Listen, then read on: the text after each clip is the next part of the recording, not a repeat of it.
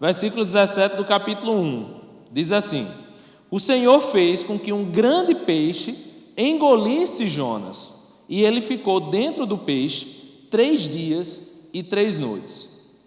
Jonas 2, versículo 1 agora. Dentro do peixe, Jonas orou ao Senhor, o seu Deus, e disse: Em meu desespero, clamei ao Senhor, e ele me respondeu. Do ventre da morte, gritei por socorro, e ouviste o meu clamor. Jogaste-me nas profundezas, no coração dos mares. Correntezas formavam um turbilhão ao meu redor. Todas as tuas ondas e vagas passaram sobre mim. Eu disse: fui expulso da tua presença, contudo, olharei de novo para o teu santo templo. Essa frase aqui era uma pergunta.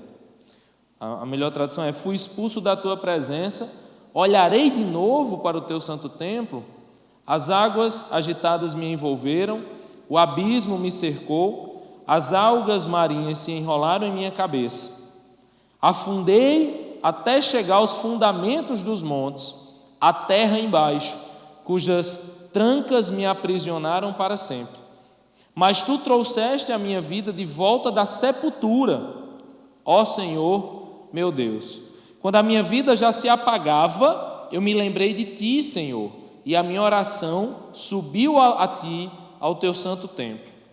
Aqueles que acreditam em ídolos inúteis desprezam a misericórdia, mas eu, com um cântico de gratidão, oferecerei sacrifício a ti, e o que eu prometi cumprirei totalmente.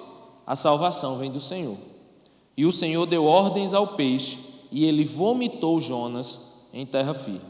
Vamos orar? Senhor Jesus, louvado seja teu nome, ó Deus. Tu és santo, ó Deus, tu és digno de todo louvor, de toda honra, ó Pai. Deus, esse capítulo, ó Deus, esse livro, ó Deus, é um livro tão profundo, ó Deus, que nos constrange tanto, ó Pai, porque muitos de nós, ó Deus, somos como Jonas, ó Deus, vivemos, ó Deus, fugindo da tua presença.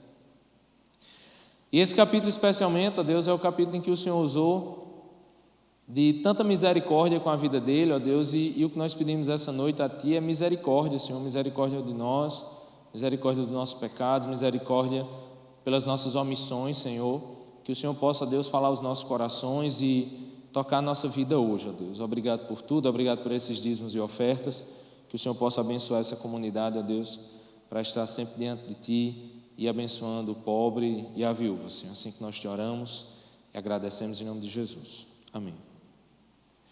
Gente, estudamos semana passada o nosso querido profeta rebelde, o profeta Jonas, que nós vimos que era um homem que vivia provavelmente na Galileia, que fala-se dele lá em 2 Reis como um profeta do Senhor.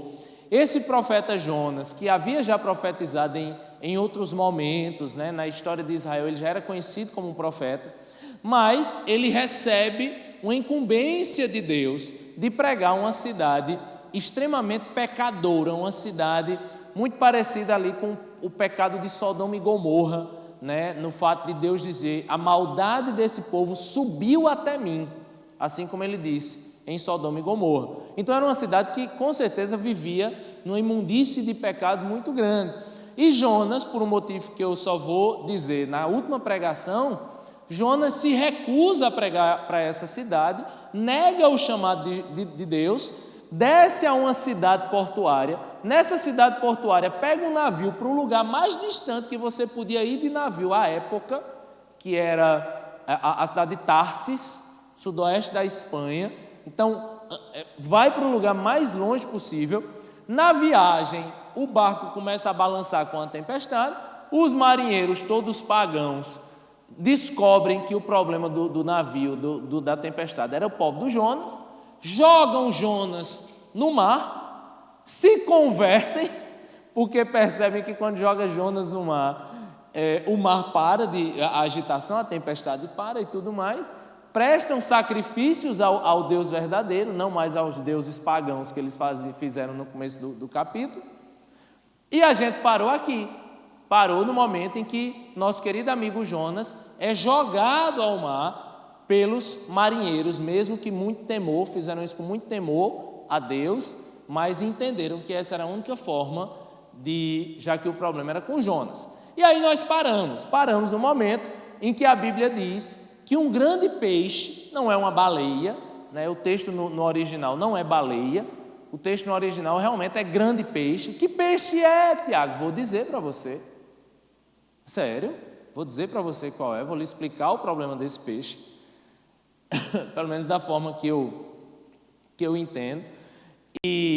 Mas uma coisa é bem verdadeira aqui, uma coisa bem verdadeira nesse texto. Quando se fala de Jonas, o povo lembra logo do coitado do peixe. Mas você deve ter prestado atenção que o foco desse livro e o foco desse capítulo definitivamente não é o peixe. O peixe, na verdade, é um detalhe que aparece em 3 versículos e que ninguém explica, a Bíblia não explica como isso aconteceu. Porque o foco de Jonas, apesar de que eu conto a historinha de Jonas para a Bela, e aí eu fico focado no peixe, a minha história toda é com o peixe. A Bela teve um peixe, o peixe, todo mundo fala do danado do peixe. Só que o foco aqui, gente, não é o peixe, o foco aqui é Jonas. O foco aqui é que Jonas, nesse momento, nesse capítulo, esse capítulo é talvez um dos mais angustiantes do livro de Jonas, porque é como se você estivesse sentindo e percebendo que ele está agonizando dentro da barriga do peixe, sabe? Que ele está ali, ele diz que as algas marinhas enrolam no meu pescoço, e você vai perceber que esse capítulo que nós lemos é um capítulo completamente diferente dos outros 3 do livro de Jonas. Jonas tem 4 capítulos, 3 capítulos, basicamente um livro histórico, e esse capítulo que nós lemos, um salmo. Um salmo dividido em 2 partes, do versículo 2 ao versículo 7 e do versículo 8 ao versículo 9. 2 partes muito bem definidas, né? Então, eu queria ler para vocês basicamente esses 2 momentos do salmo para a gente entender o enfoque principal aqui, que como eu já lhe disse, o foco principal aqui não é a baleia, o foco principal é o que Deus fez na vida de Jonas a partir da baleia. Vamos começar? Então, no versículo 2, ele diz: E disse, em meu desespero, clamei ao Senhor, e Ele me respondeu. Você percebe que isso aqui é um poema feito depois, né? Mas um poema, um salmo, feito a partir do momento em que ele estava dentro da barriga do peixe. É como se dentro da barriga do peixe ele tivesse pensado nisso e ele viveu isso. E aí ele diz: do ventre da morte gritei por socorro e ouviste o meu clamor. Jogaste-me nas profundezas, no coração dos mares. Correntezas formavam um turbilhão ao meu redor. Olha só, correntezas formam um turbilhão ao meu redor. Todas as tuas ondas e vagas passaram sobre mim. Eu disse: fui expulso da tua presença. Contudo, olharei de novo para o teu santo templo. Como eu disse para vocês, isso aqui parece-me, no hebraico é mais claro que ele esteja fazendo uma pergunta. Eu fui expulso da tua presença. Será que eu olharei de novo para o teu santo templo? As águas agitadas me envolveram, o abismo me cercou, as algas marinhas se enrolaram em minha cabeça, afundei até chegar aos fundamentos do monte. Você está passando mal? Eu fico lendo esse texto passando mal, dando uma agonia. Eu fico vendo ele se afogando. Vocês estão vendo isso, não? Não? Beleza, vocês não são poetas. Afundei até chegar aos fundamentos dos montes, a terra embaixo, cujas trancas me aprisionaram para sempre. Mas tu trouxeste a minha vida de volta da sepultura, ó Senhor meu Deus. Quando a minha vida já se apagava, eu me lembrei de ti. Olha só, quando a minha vida já se apagava, eu me lembrei de ti, Senhor, e a minha oração subiu a ti, ao teu santo templo.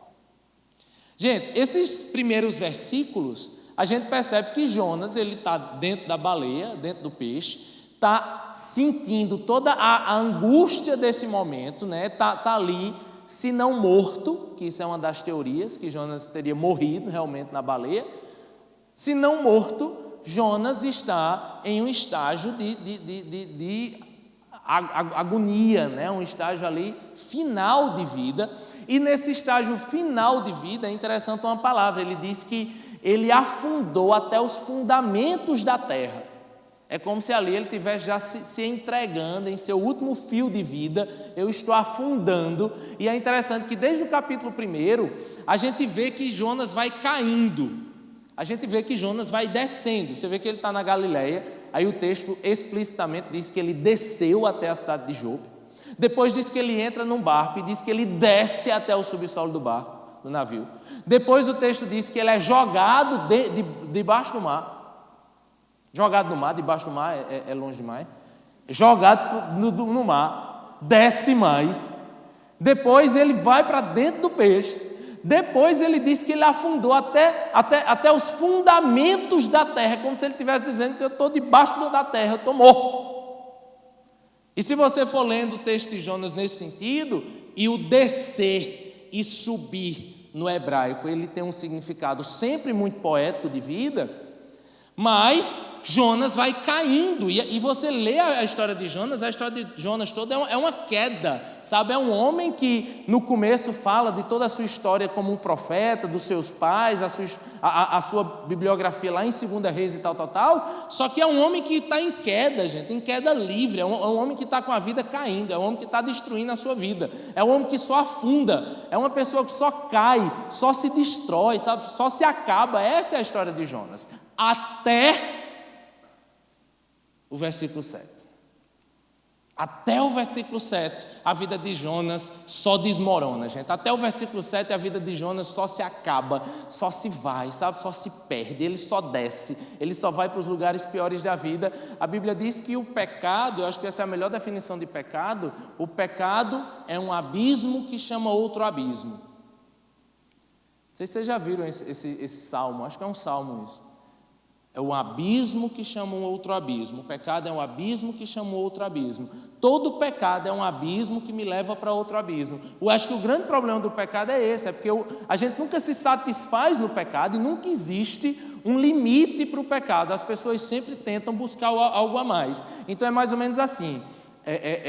Sabe, você está lá, está bem com sua namorada, está bem na sua igreja, tal, aí começa a cair com sua namorada, e aí um abismo vai puxando outro abismo, e um abismo vai puxando outro abismo, aí depois você já se envergonha do que estão fazendo, aí você já se afastam dos amigos, e aí você já se isola, e aí já se afasta do ministério, e aí você já se afastou de Deus há muito tempo, e aí depois se fica só você e sua namorada em pecado, só que aí agora você não confia mais nela, ela não confia mais em você, vocês estão sozinhos, não tem ninguém para pedir apoio, não tem ninguém para se aconselhar, vocês estão distantes dos seus amigos, e vocês não conseguem mais ficar um perto do outro, aí vocês acabam o namoro um com o outro e continua a desconfiança um pelo outro, porque um fica com a insegurança porque quer voltar e o outro não quer, só que vocês perderam os amigos, perderam o ministério, perderam tudo, e agora você vai atrás de outros amigos que vão lhe aconselhar e deixar essa namorada crente para lá, e você vai atrás de outra menina, e sua vida só afunda, e só cai, só desce, sabe? Você está num lugar e caiu um degrau, depois você caiu outro degrau, depois você caiu outro degrau, e aí até o momento que você chega aos fundamentos da terra, até o momento que você chega com sua vida destruída, completamente acabada, e você percebe que você chegou no fundo do poço. Todos nós já vivemos um momento desse na vida, gente. Todos nós já vivemos um momento em que a gente afunda e afunda e afunda, e nossa vida só está afundando, afundando e afundando. E o grande problema é porque tem gente que, como Jonas, não estava percebendo que a vida dele só afundava.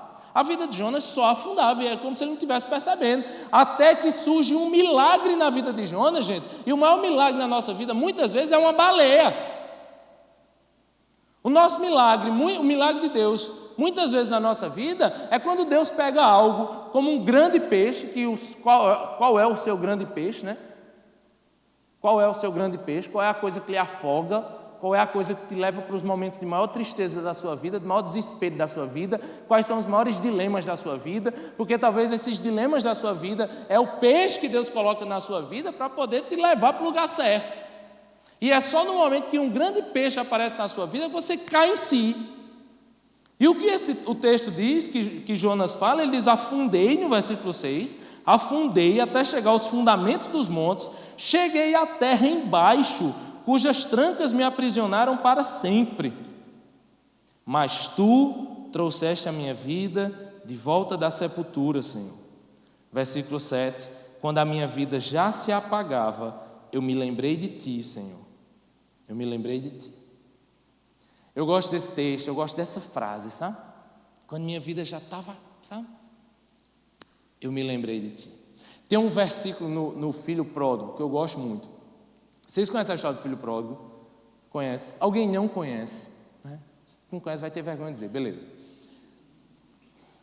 O Filho Pródigo é aquela história dos dois irmãos, um pede a herança ao pai, o pai dá metade dos seus bens para o seu filho vai para o forró, que vai para o festa verão, gasta tudo lá, perde todos os seus bens, gasta tudo com prazeres e tal, fazendo besteira, se prostituindo, usando droga, né, e tal. Tem tudo isso lá no texto.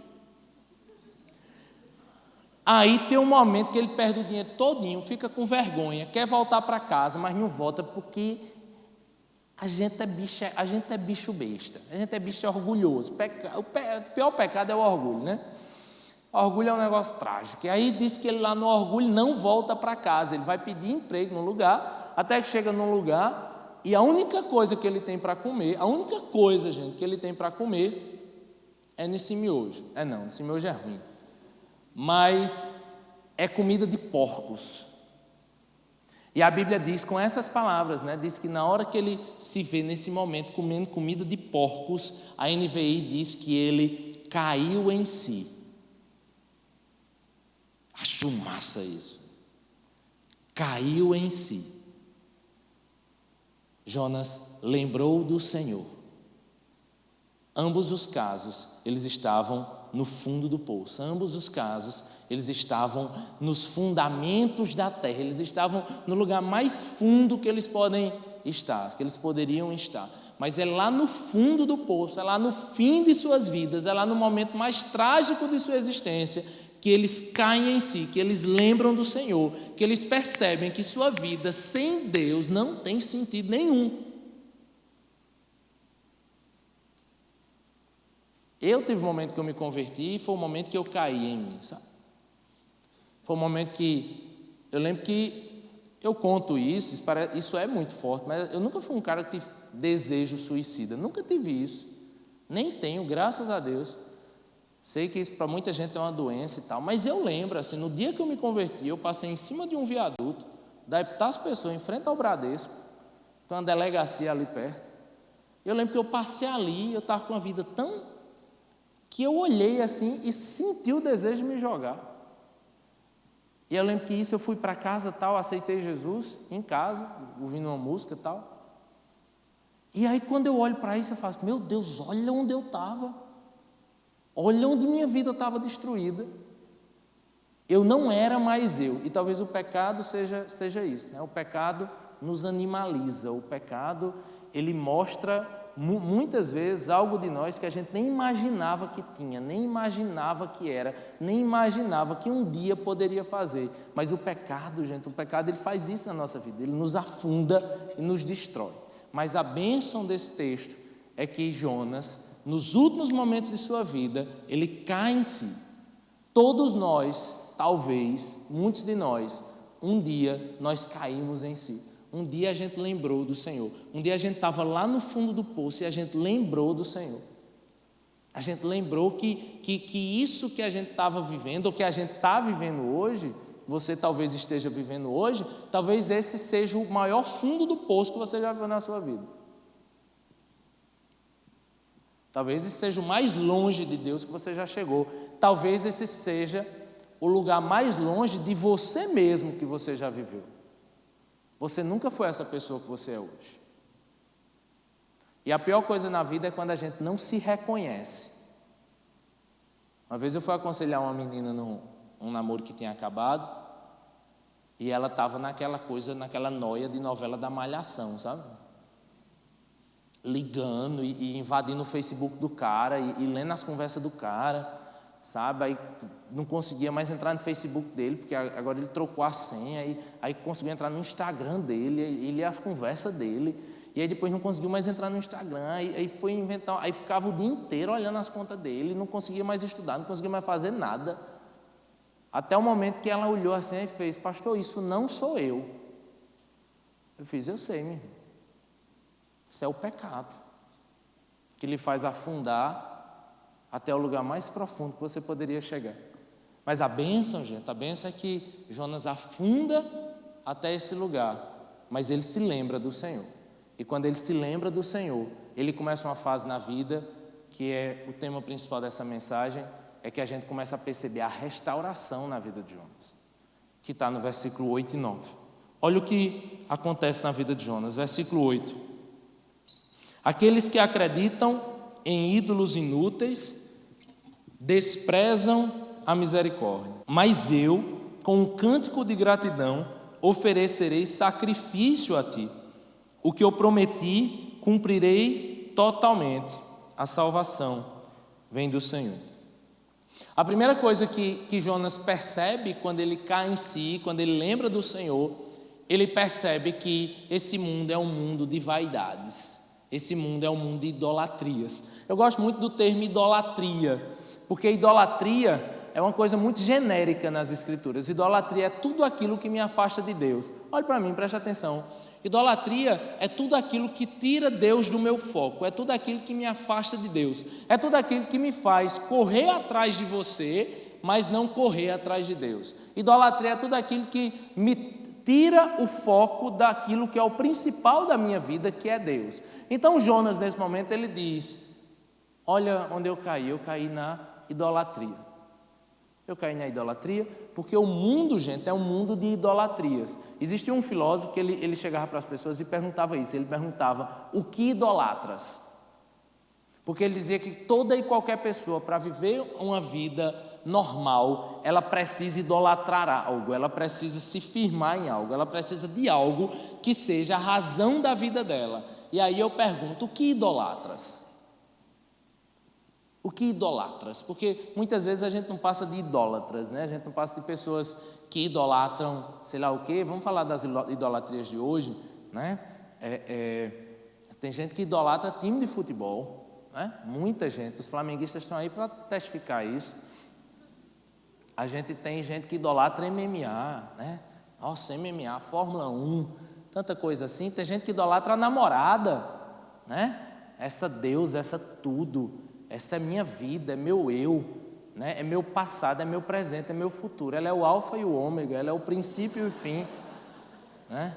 Ela é a essência de toda a eternidade, ela é tudo que eu preciso, ela é tudo que é, que já foi e que será, né? O que seria de mim sem tu, ó mulher, né? E tal. Tem gente que é um negócio assim, idolatra, né? Ah, meu Deus, que o mundo se acabe, que eu perca Jesus, que eu perca o dinheiro, que eu perca meu emprego, que eu perca meus pais, mas que eu não perca você. Então é uma coisa meio louca assim, que muita gente vive, né? Tem gente que por namorado deixa tudo, né?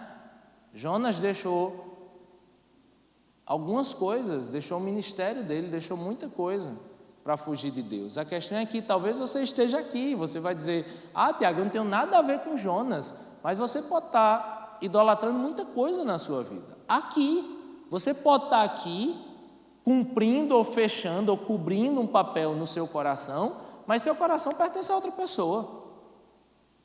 Seu coração pertence a outra coisa. Você idolatra Netflix. Você idolatra as séries. Você é aquele cara que está atualizado em todas e você não pode viver sem saber o que vai acontecer no próximo episódio da 25ª temporada de Grey's Anatomy. Pelo amor de Deus. O negócio não acaba mais não. Morreu, remédio tudinho, já renovou tudinho. Mas é uma loucura, assim, a minha vida, isso aqui e tal. Você idolatra seu curso, você idolatra, sabe? Nossa, sua profissão, seu eu, seu tudo, né? Você se resume no seu curso, no que você faz. Ah, eu sou isso, eu sou médico, eu sou sei lá o quê. Né? A gente idolatra muita coisa, gente. Idolatra muita coisa. Dinheiro talvez seja a maior das idolatrias da nossa vida. O problema é que quando a gente cai em si, a gente percebe que o que nos afundou foram as nossas idolatrias. A primeira coisa que Jonas faz quando ele lembra do Senhor e quando ele desperta é um repúdio às idolatrias, porque ele percebe que o que o levou até ali foram as idolatrias. Quando a gente fala de fugir do Senhor, gente, mesmo estando na igreja, a gente foge do Senhor de muitas formas. A gente foge do Senhor colocando o nosso coração em inúmeras idolatrias. O que é que você ama mais do que o Senhor? É simples, é só você entender o que você mais valoriza além do Senhor. Porque você pode dizer, no meu coração eu sou apaixonado por Jesus. Tem um abuso desse negócio. Tem abuso, né? É apaixonado por Jesus. Porque nas Escrituras amor é obedecer. Então você ama a Jesus se você obedecer a Jesus. Porque se você não obedece a Jesus, você não ama. E se você despende tempo de sua vida para obedecer a outras coisas, a outros prazeres, então é isso que você verdadeiramente ama. Você ama o que você faz. Você ama o que você vive. Você ama aquilo que está no seu coração. Então a pergunta é, o que é que você faz de mais importante na sua vida? O que é aquilo que você mais valoriza? O que é aquilo que você nunca abriria mão? Porque é isso que você ama mais do que a Deus. E aí eu amo a teologia de John Piper, que basicamente se resume, se você ler um livro de John Piper, você não precisa ler mais nenhum, né? Apesar de que agora ele está escrevendo um livrinho diferente. Mas John Piper ele fala sobre a alegria soberana, sabe? E o ministério de John Piper ele tem a frase de Deus é suficiente, Jesus é suficiente. A grande questão para a gente entender se nós somos idólatras é entender se Jesus é suficiente. Vamos fazer? Vamos perceber se Jesus é suficiente? Vamos perceber? Vamos fazer? Vamos lá. Você tem Jesus, beleza? Tem Jesus, amém? Feche seus olhos. Feche seus olhos, feche seus olhos, feche seus olhos. Se você não fechar, eu entrego. Fecha os olhos, estou vendo. Ei, estou vendo. Fecha os olhos, fecha os olhos. Na sua mão direita está Jesus.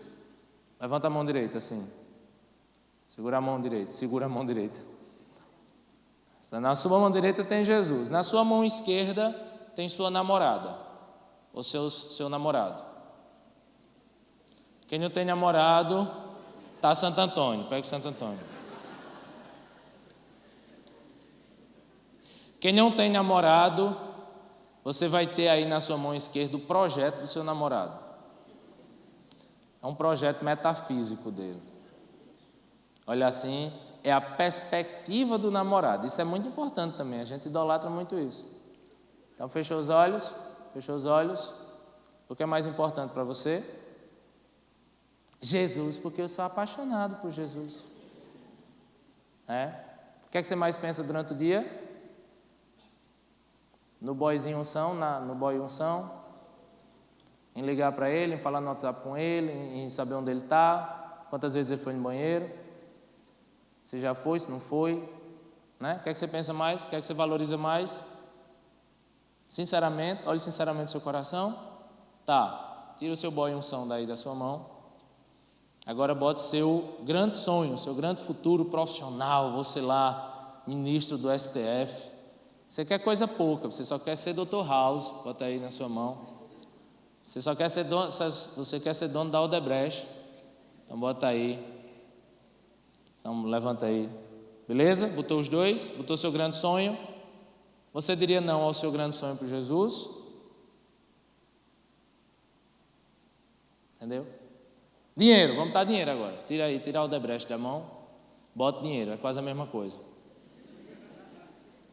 Bota muito dinheiro, muito dinheiro. Você abriria mão desse dinheiro para Jesus? Beleza, pode abrir seus olhos. Isso é um exercício muito simples. Isso é um exercício que talvez a gente se engane muito facilmente. Mas a grande questão é, muitas dessas coisas da nossa mão esquerda nos impedem de fazer coisas que Deus quer de nós. E toda vez que nós não obedecemos a Deus para obedecer a paixões desse mundo, nós idolatramos o mundo. E aí Jonas diz, olha, isso aí não passa de idolatria. Salomão diz que isso não passa de correr atrás do vento, que isso não passa de vaidades, porque as coisas desse mundo, gente, elas se resumem nas palavras de Salomão. Nesse mundo tudo é vaidade. Odebrecht é vaidade. Ministro do STF é vaidade. Você casar na igreja com aquele vestido, você entra e o vestido não entrou ainda, vaidade. Tudo vaidade. Você mostrar o boiunção para as inimigas e para as amigas, vaidade. É tudo vaidade, esse mundo é tudo vaidade, gente. A roupa que você veste, a roupa linda que você trouxe hoje, que você alugou para vir para o culto, vaidade. Vaidades, gente, vaidades. E nós vivemos por essas vaidades. As vaidades de dizer que eu faço isso, a vaidade de dizer que eu vou ser isso, a vaidade de dizer que eu sou concursado nisso, entendeu?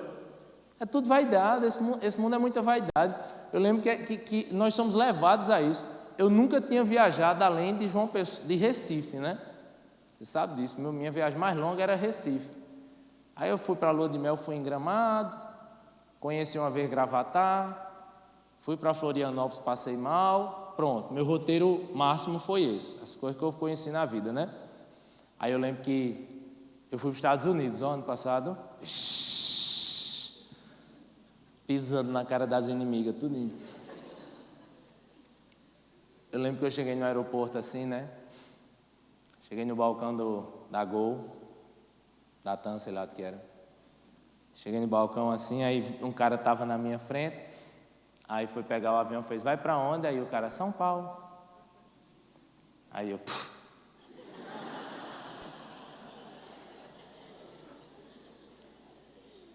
Aí foi o outro cara, você vai para onde? Rio de Janeiro. Eu, Rapaz, quando chegou em mim assim, aí fez, seu voo é João Pessoa o quê? Aí eu fiz, Washington. Rapaz, eu disse numa respirada tão gostosa que pastor Sérgio estava no meu lado e notou. Eu falei, pastor, eu nunca vou esquecer desse momento. Qual, Tiago? O momento que eu chego para a mulher, você vai para onde? Eu, Washington. O peito inchado, meu amigo. Vaidade, gente. Tudo vaidade. Isso é tudo vaidade, gente. As coisas que a gente... Federal. Você passou que concurso? Juiz federal. Foi o que aconteceu? Você foi aprovado em quê? Doutorado. Residência. Né? E toma peito inchado para tanta coisa, gente. E aí, cadê o namorado? Quem é seu namorado? O galego.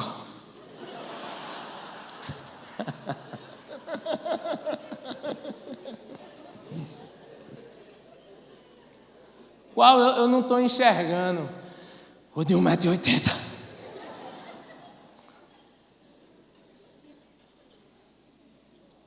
É aquele ali encostado no Fusca, Corolla.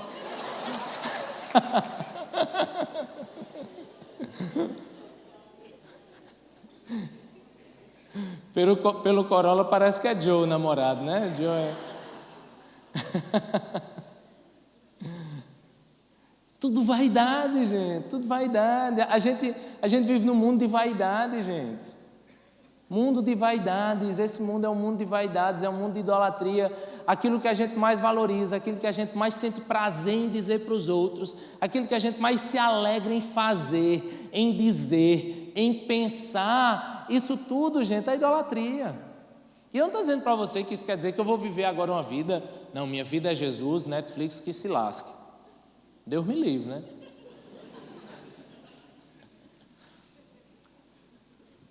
Mas quer dizer que vai ter um momento que eu vou ter que desligar a Netflix para fazer coisas que são muito mais valiosas e muito mais importantes, entendeu? Quer dizer que eu vou ter que deixar minha namorada em casa um dia para fazer algo que é realmente importante para o Senhor e tal. Tem alguém morrendo ali por causa da Netflix ainda.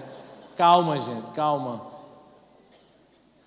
Aqueles que acreditam em ídolos inúteis desprezam a salvação do Senhor, mas eu, com um cântico de gratidão, oferecerei sacrifício a ti, e o que eu prometi eu cumprirei totalmente. Tem 3 coisas que acontecem na vida de Jonas quando ele lembra do Senhor. 3 coisas que ele não tinha feito. Primeiro, vocês lembram que os marinheiros chegaram para Jonas e fizeram, olha, ora ao teu Deus, porque quem sabe, talvez essa tempestade passa. Jonas orou? Não. Deus chega para Jonas e diz, Jonas, vá lá para Nínive e tal. Tu acha que em algum momento fala que ele orou? Não. O barco estava afundando, ele orou? Não. Entrou na baleia, orou? Não. mas no fundo do poço, a Bíblia diz que ele orou ao Senhor. E essa gente, isso é muito nós, sabe? Isso é muita gente, vivendo a vidinha do jeito que quer, vai fazendo tudo do jeito que quer e tal. Aí quando chega a primeira apendicite que estoura, sabe? Quando chega as baleias da vida, tá entendendo? Quando perde o emprego, né? Quando acaba o namoro e tal. E aí ora, a gente tá errado. O problema é que, lógico, bênção, se você for orar depois disso, bênção. Mas a gente tem que viver uma vida de oração, gente. Não existe vida restaurada com Deus, não existe vida transformada por Deus, não existe a realidade de ter caído em si, de ter lembrado do Senhor, se não existe uma vida de oração, se não existe uma vida de entrega, se não existe uma vida de sacrifícios. Lembra que os marinheiros estavam jogando coisas ao mar em forma de sacrifício aos seus deuses? Jonas nem orou ao Senhor, nem Jonas fez sacrifício algum ao Senhor por causa da tempestade. Mas ali ele lembra que eu farei sacrifícios e eu cumprirei tudo aquilo que tinha prometido.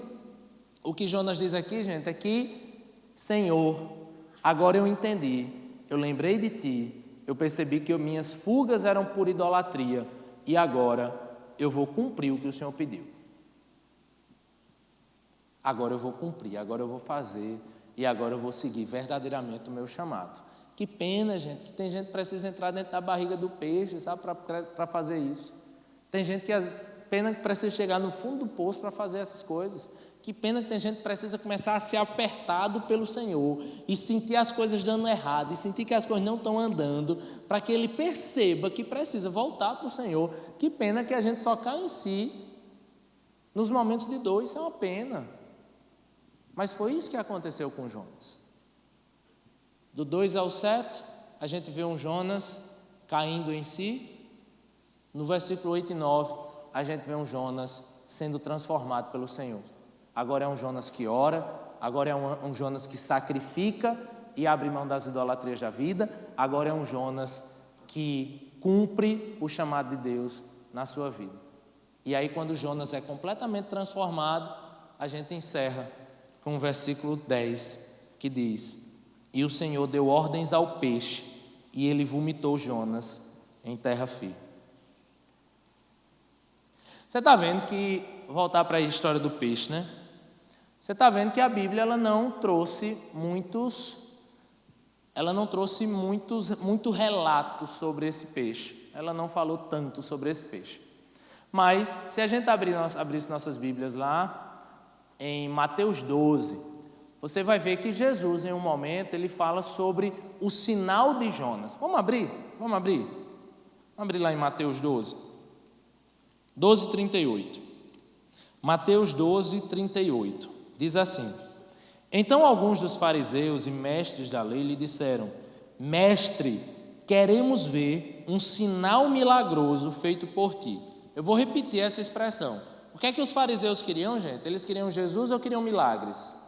Milagres. Mestre, queremos ver um sinal milagroso feito por ti. Ele respondeu: Uma geração perversa e adúltera pede um sinal milagroso, mas nenhum sinal lhe será dado, exceto o sinal do profeta Jonas. Pois assim como Jonas esteve 3 dias e 3 noites no ventre de um grande peixe, assim o Filho do Homem ficará 3 dias e 3 noites no coração da terra. Os homens de Nínive se levantarão no juízo com esta geração e a condenarão, pois eles se arrependeram com a pregação de Jonas, e agora está aqui o que é maior do que Jonas. A rainha do sul se levantará no juízo com esta geração e a condenará, pois ela veio dos confins da terra para ouvir a sabedoria de Salomão, e agora está aqui o que é maior do que Salomão. O que Jesus diz aqui para os fariseus é muito importante, porque os fariseus diziam: Jesus, mostre-me um milagre. E Jesus disse: o único milagre que vocês vão ver é o sinal de Jonas. Ele está falando de quê, gente? Quem foi que ficou 3 dias e 3 noites também na barriga de um grande peixe? Jesus. Jesus morre, mas no 3º dia ressuscita. E Jesus diz: olha, o único sinal que vocês vão receber é o sinal de Jonas. Assim como houve um Jonas que passou 3 dias na barriga de uma baleia, mas ressurgiu ou ressuscitou, ou foi salvo, assim vai ser o sinal de Jonas na vida de vocês, assim serei eu na vida de vocês, porque Jesus é o sinal de Jonas para nós. Hoje, o sinal de Jonas é Jesus para nós, que ficou 3 dias e 3 noites no abismo, desceu à mansão dos mortos, como diz o credo apostólico, mas ressuscitou ao 3º dia. O sinal de Jonas é esse. Só que é muito interessante quando a gente fala de milagres, e eu quero falar sobre esse negócio dessa baleia, essa danada dessa baleia. Se você prestar atenção, gente, a Bíblia, ela não prova a existência de Deus. Talvez essa seja a grande frustração dos ateus, ou dos agnósticos, ou qualquer coisa. A Bíblia não prova a existência de Deus. A Bíblia não se delonga em explicar a existência de Deus, ou tentar mostrar para a gente que Deus existe. Isso é muito interessante, porque a Bíblia só diz assim: no princípio de todas as coisas, Deus criou. Mas que Deus? De onde veio Deus? Até onde vai Deus? Quando Deus surgiu? Me fale de Deus. Não, Deus criou os céus e a terra. Se você quiser acreditar, beleza. A Bíblia não se delonga em querer provar Deus para nós. Ou você acredita, ou você não acredita. Aí muita gente cai na seguinte tentação: então me mostra um milagre, faz um milagre, mostra um sinal milagroso que eu creio. Se você me mostrar algo, se Deus aparecesse aqui agora, olha como seria fácil, gente. Deus aparece aqui agora, desce aqui no meio da gente, aí isso aqui se inunda de Shekinah, de sei lá o quê, de fumaça do céu. Tá entendendo? Aparece Deus aqui e diz assim: é o seguinte, estou aqui, acredita agora. E todo mundo: ai meu Deus, sim, eu voltarei, eu não assisto mais Netflix. Só que não é assim. Deus não quis que a gente o servisse dessa forma. Deus não quis ser simplesmente temido. Deus quis ser amado. E é totalmente diferente. E se você prestar atenção, mas Jesus fazia muito milagre, Tiago. Fez. Mas os milagres, gente, não era para que as pessoas crescem. Os milagres eram para os que já criam. Essa é a grande diferença. Existiriam momentos em que Jesus ia fazer um milagre, como no momento que ele entra numa casa e ele pede para as pessoas ficarem do lado de fora, e ele faz um milagre, e depois ele sai e diz que a menina dormia. Ele não quis mostrar milagre para aquelas pessoas. Por quê? Porque aquelas pessoas não acreditavam. Aquelas pessoas não acreditavam em nada. E se você não acredita, milagre nenhum vai fazer você acreditar. Porque fé é acreditar no que eu não vejo. Quando as pessoas discutem essa coisa de Jonas e tal, a Bíblia não quer explicar para a gente de onde veio esse peixe, qual era esse peixe, sabe? Existia um cara no século XIX que disse que ficou 1 semana na barriga de um peixe e que saiu desacordado e que ele escreveu um livro, né? Esse livro é conhecido, todo comentário de Jonas vocês vão ler sobre esse livro, que ele foi testificado isso por 2 médicos e por um amigo dele que o salvou. Depois que ele morreu, a mulher desmentiu a história. Mulheres, né? Sempre estragando a história dos maridos, principalmente dos pescadores. O grande problema que eu vejo as pessoas falando sobre o peixe é dizendo: mas nesse peixe é possível alguém ficar 3 dias.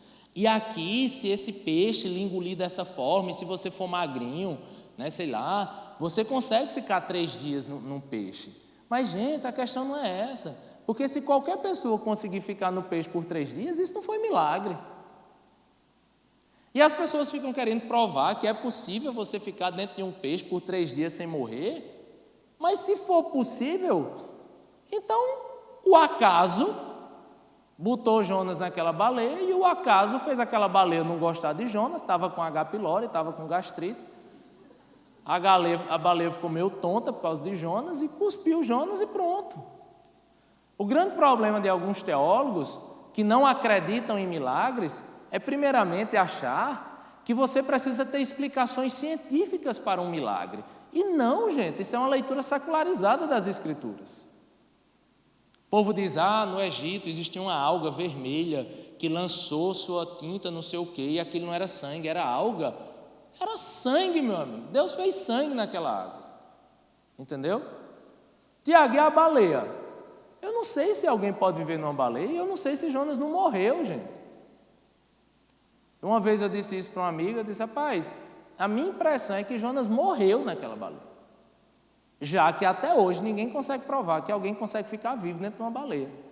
Tiago, e se ele morreu, como é que ele viveu? Ele ressuscitou? Eu fiz, isso é estranho para você?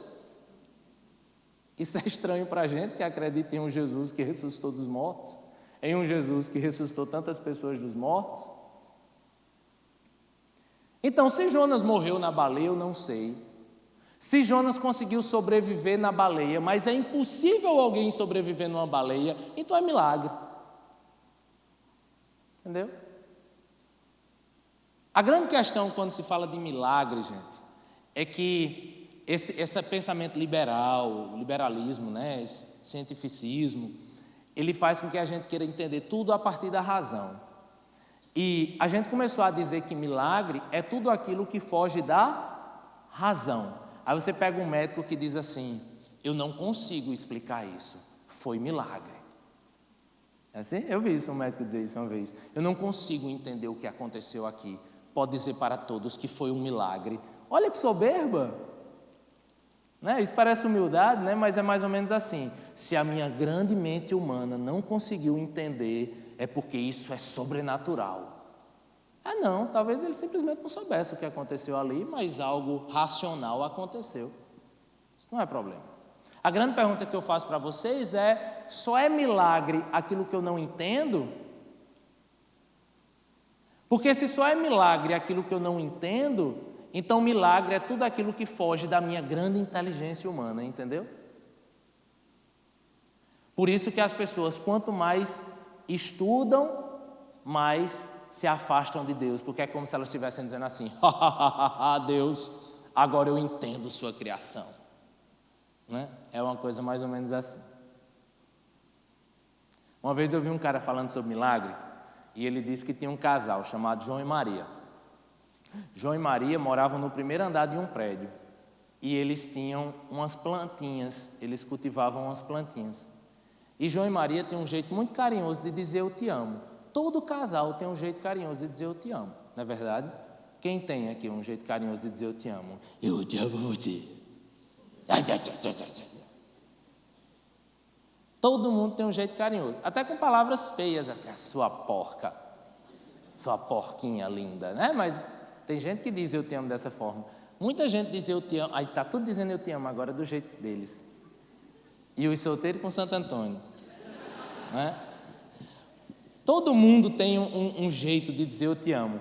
E esse casal tinha um jeito muito específico de dizer eu te amo. Eles pegavam uma rosa e colocavam na janela, de forma bem visível a qualquer pessoa da rua. Então, toda vez que um descia assim, aí olhava para o prédio, aí para não ser aqueles casal mal educado que faz, ei, pss, te amo! Eu tenho um vizinho que é assim, é um beijo chupado, meu amigo, do terceiro andar o cara ouve o beijo dele. Ei, pss. Povo de Patos vem morar aqui em João Pessoa. Eles tinham um jeitinho carinhoso de dizer eu te amo. Eles chegavam, pegavam pegavam a plantinha e colocavam na janela. E toda vez que um descia e olhava para a janela e via que tinham colocado, o outro tinha colocado vaso, eles olhavam e sabiam, isso é ela dizendo que me ama. Aí depois tirava o vaso, quando o outro descia e o outro ia lá e botava o vaso, ele olhava para cima e sabia, eu te amo. O que eu acho interessante dessa história é que se eu e você passássemos por essa janela, aquilo não passaria de um vaso. Aquele vaso era um vaso e continuaria sendo um vaso para você hoje e sempre.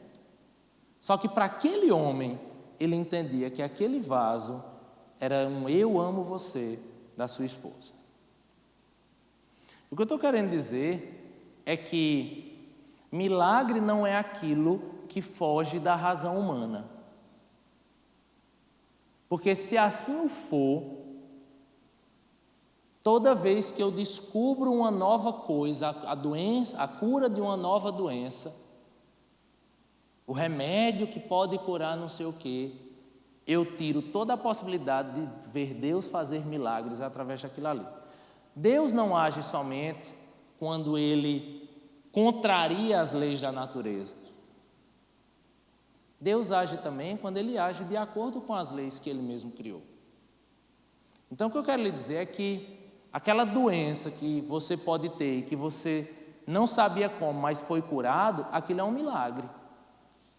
Mas quando você ficar doente, você tomar um remédio e esse remédio fizer você ficar bem, isso foi um milagre. Porque Deus é o Deus que age fora das leis da natureza, mesmo sem remédio, mas Deus é o Deus que age também a favor das leis que Ele mesmo criou através de um remédio. Porque no final, gente, o milagre não está necessariamente naquilo que acontece. O milagre está nos olhos de quem enxerga as rosas certas e entende o que significa cada rosa daquela.